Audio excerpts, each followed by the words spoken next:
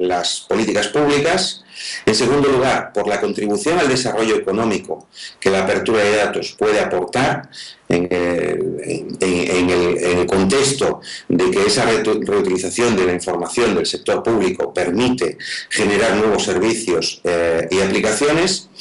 En tercer lugar, resaltar como motivación la capacidad o el desarrollo de la innovación. Las administraciones públicas tienen, en cierto modo, la capacidad de dirigir la innovación, aportando la materia prima que suponen los datos y dejando al sector privado, a las empresas reutilizadoras, la capacidad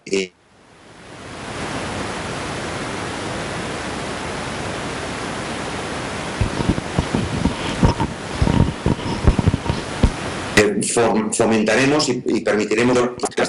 Y por otro lado, quisiera resaltar como cuarta opción o cuarta motivación los procesos de interoperabilidad. La interoperabilidad, que al fin y al cabo es el gran reto y el gran dolor de cabeza, podríamos decir, de las administraciones públicas, es otro de los elementos motivadores por los cuales es necesario unas políticas de apertura de datos. No olvidemos que las administraciones, para lograr su eficiencia, y sobre todo cuando tenemos diferentes niveles de administración, administración estatal, administraciones regionales, administraciones locales, es fundamental que se permitan las opciones de interoperabilidad para mejorar la eficiencia de la prestación de los servicios públicos. Existen otras motivaciones fundamentales como la reducción de costes por la consolidación de activos, la mejora de la calidad de la información cuando afloramos la información pública y alguien consume esa información pública, nos damos cuenta que la calidad en muchos casos es pobre. ¿Por qué? Porque la información no es completa, la información está mal georreferenciada cuando está georreferenciada. Y es necesario ese feedback de los reutilizadores, del ciudadano en definitiva, que nos dirá que esa información carece de la calidad o de la precisión adecuada y nos permitirá mejorar la información en sí misma. Información que no olvidemos que está siendo utilizada en los procesos habituales de la administración pública, con lo cual podemos cuestionar ciertos procesos, digamos, de utilización de esa información. Y por supuesto no hay que olvidar que, como decía al principio, uno de los primeros motivadores de la apertura de datos es la transparencia. La transparencia que junto con los procesos de participación y colaboración ciudadana constituyen lo que estamos viendo a lo largo de lo que estaremos viendo a lo largo de esta semana, que son los procesos de gobierno abierto. Bien, además, más elementos motivadores y el por qué hay que abrir datos. Bueno, en primer lugar, como decía, pues porque somos ciudadanos exigentes y exigimos otro trato por parte de nuestras administraciones. Es necesario evolucionar de los procesos democráticos representativos, donde elegimos a nuestros representantes públicos cada cierto tiempo, cada 4 años o cada unos periodos determinados, y evolucionar hacia, como digo, hacia democráticas participativas. Esto nos permitirá reducir los procesos especulativos que dirigen en muchos casos la generación de políticas públicas, porque los ciudadanos no somos partícipes de estos desarrollos de las políticas públicas, porque queremos además que se saque el máximo partido a nuestros recursos públicos. No olvidemos, como decía al principio, que los datos, la información del sector público nos pertenece a los ciudadanos, y la información es un recurso público de gran valor. y se está demostrando que genera un mayor estado de bienestar con la aportación de nuevos servicios, de nuevas aplicaciones de mayor valor añadido. Y porque creemos, además, en las entidades, en las administraciones como entidades prestadoras de servicios eficientes. Y en este sentido quiero hacer también otro guiño, otra seña a cuál es el papel de la administración pública.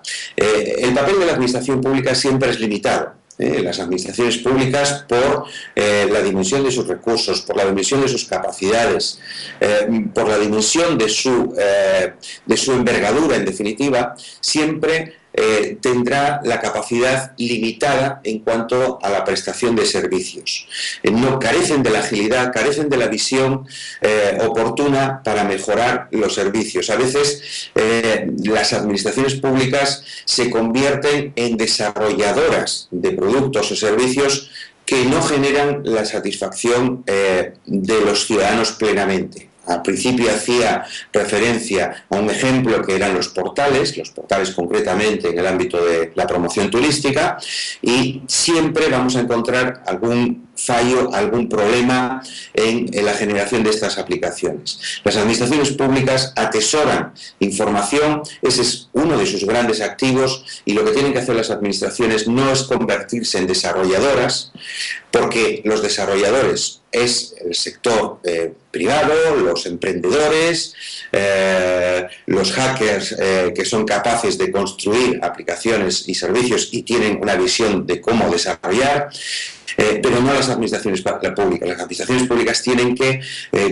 poner a disposición de los desarrolladores la materia prima esencial, que es la información que nos pertenece a todos, y buscar una mayor amortización de esa información en pos de ese bienestar que se debe aportar a todos los ciudadanos.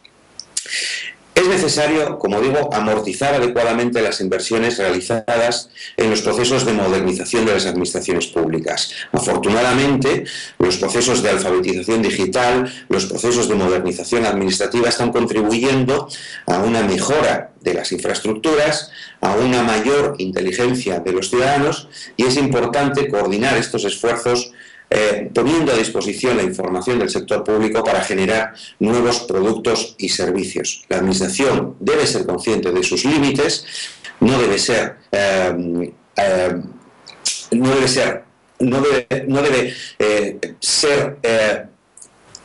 capaz de generar o de intentar generar el máximo de productos y servicios, porque hay otros que tienen mayores capacidades para poder hacerlo. Bien, quisiera también a continuación comentar una serie de ideas fuerzas que están en torno a lo que son las políticas de reutilización y que salen, digamos, en todos los eventos de este tipo donde se habla de apertura de datos. Creo conveniente ponerlas encima de la mesa a modo de reflexión y que sirvan también un poco para afianzar lo que son los conceptos de apertura de datos. En primer lugar, decir que el dato es el medio y el servicio es el fin. Como he dicho a lo largo de estas palabras, la motivación fundamental para la apertura de datos es mejorar la calidad de vida de las personas.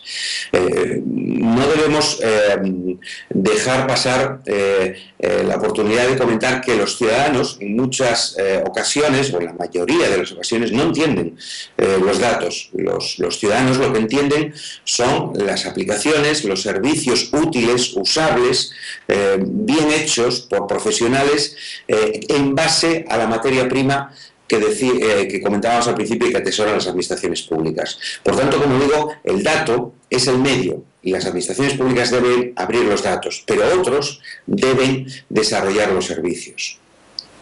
En segundo lugar, otra idea fuerza es que la gestión de la información que atesoran las administraciones, el proceso o la distribución de esa información está generando costes. Esta información, este trabajo, este proceso que están haciendo las administraciones públicas con la información nos está costando dinero y no se está amortizando adecuadamente.